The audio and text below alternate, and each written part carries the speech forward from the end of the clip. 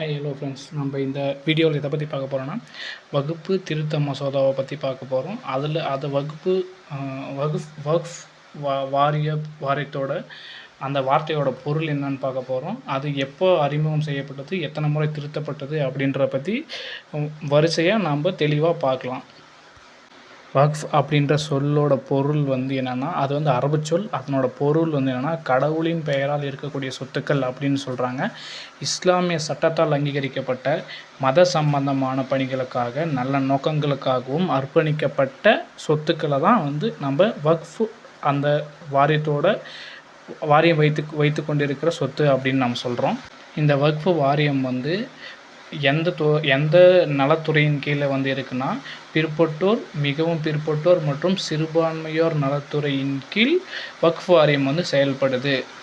இந்த வக்ஃப் வாரியம் 1954 நாடாளுமன்றத்தில் மசோதாவாக சமர்ப்பிக்கப்பட்டு 1955 நாடாளுமன்றத்தால் ஏற்றுக்கொள்ளப்பட்டு, அதில் சில குறைகள் இருந்ததுனால 1959, 1964 மற்றும் 1969 ஆகிய காலகட்டங்களில் சில திருத்தங்களை மேற்கொண்டு இது வரைக்கும் இருந்த வகுப்பு வாரிய சட்டம் அப்படி தான் அதோட லாஸ்ட்டை 1969 திருத்தத்தோட வச்சு தான் இவ்வளோ நாள் செயல்பட்டு கொண்டிருக்குது. இப்போது அதில் நம்ம மத்திய அரசு ஒரு சின்ன பல திருத்தங்கள் செஞ்சுருக்காங்க. அதை பற்றி நம்ம தெளிவாக பார்க்கலாம். இந்த வகுப்பு வாரியத்தோட சொத்து மதிப்பு பட்டியலை பார்த்திங்கன்னா, இந்திய அளவில் மிகப்பெரிய சொத்து வச்சுருக்க அமைப்புகளில் இது 3வது இடத்தை படிச்சிருக்கு. ஃபஸ்ட்டு இடம் எதுனா நம்மளோட இந்திய ரயில்வே தான். 2வது இடம் எதை சொல்லணும்னா, நம்மளோட இந்திய இராணுவம். அதோட அந்த அமைப்போட சொத்து தான் 2வது இடத்துல இருக்குது. அதுக்கு பின்னாடி இந்திய அளவில் மிகப்பெரிய சொத்து வச்சுருக்கிற ஒரே அமைப்பு அப்படின்னா 3வது அமைப்பாக இந்த வகுப்பு வாரியம் செயல்படுது. இந்த வகுப்பு சட்ட திருத்த மசோதாவை மக்களவையில் நம்ம மத்திய அரசு தாக்கல் செய்து, அதை தாக்கல் செய்தவர் யாருன்னா, சிறுபான்மையர் நலத்துறை அமைச்சராக இப்போது இருக்கக்கூடிய கிரண் ரிஜிஜு அப்படின்றவர் தாக்கல் செஞ்சு நம்ம எதிர்க்கட்சிக்கு பல விளக்கங்கள் கொடுக்குறாரு. எதிர்க்கட்சிகள் இதுக்கு பல எதிர்ப்புகள் தெரிவிச்சிருக்காங்க.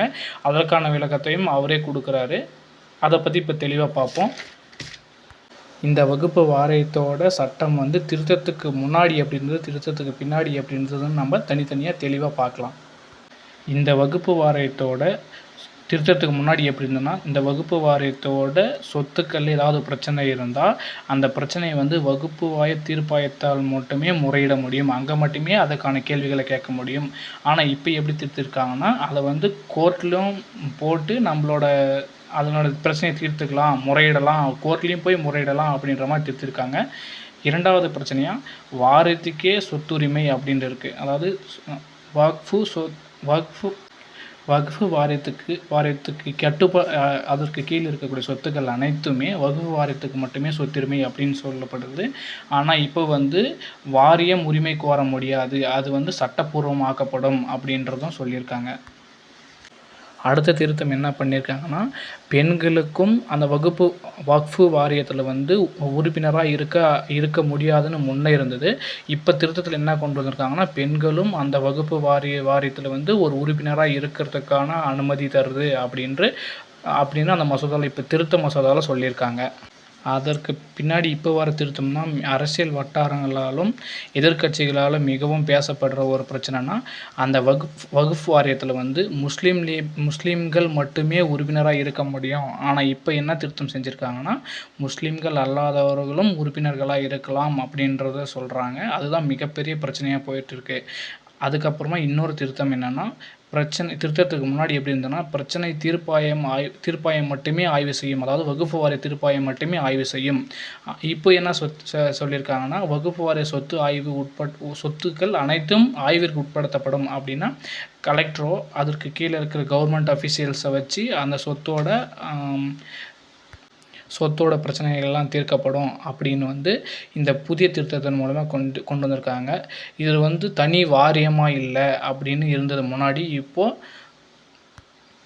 இப்போ என்ன சொல்கிறாங்கன்னா, இதில் வந்து முன்ன முஸ்லீம்களோட ஒரு பிரிவினருக்கு மட்டுமே இதில் முழு உரிமை இருந்தது. இப்போ வந்து அதில் இருக்கிற பல பிரிவினர், அதாவது சிறுபான்மையினர்களுக்கும் பல சிறுபான்மையினர்களாக இருக்கக்கூடிய பல பிரிவினருக்கும் இதில் வந்து உரிமை உண்டு அப்படின்னு சொல்கிறாங்க. போராக்கள், அகாகானிகள் போன்ற சிறுபான்மையின பிரிவுகளுக்கும் இதில் வந்து உரிமை இருக்குது அப்படின்னு சொல்கிறாங்க. இந்த வக்ஃப் வாரியத்தோட சொத்துக்களை வந்து முன்னாடியெல்லாம் விற்க முடியாது அப்படின்னு சொல்கிறாங்க. இது வந்து பதிவு செய்யப்படாத ஒரு சொத்துக்களாக மட்டுமே அவங்களோட வாரியத்தால் மட்டுமே கட்டுப்படுத்தப்பட்டு வச்சுருந்தது. இப்போ வந்து என்ன சொல்கிறாங்கன்னா, சொத்துக்கள் வந்து பதிவு செய்வது கட்டாயம் அப்படின்னு சொல்கிறாங்க. என்ன காரணம், அப்படி பதிவு செஞ்சால் தான் அதில் எவ்வளோ சொத்துக்கள் இருக்குது அப்படின்ற வெளிப்படையாக தன்மை தெரியும் அப்படின்னு சொல்கிறதுக்காக இந்த திருத்தம் கொண்டு வந்திருக்காங்க. வருவாய் சட்டங்கள் பொறுத்து இதுக்கு முன்னாடி இதோட வருவாயெல்லாம் யாருமே கணக்கு வச்சுருக்க மாட்டாங்க. அந்த வாரியம் மட்டுமே கணக்காக வச்சுருந்தது. இப்போ வந்து வருவாய் சட்டங்கள் வந்து மற்ற அமைப்புகளுக்கு இருக்கக்கூடிய வருவாய் சட்டங்களும் இந்த வக்ஃப்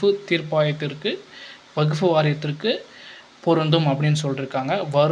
வருமான விவரம் இது வரைக்கும் தனியாக வந்து அந்த வக்ஃப் வாரியமே தான் தன்னோட கட்டுப்பாட்டில் வச்சுருந்தது.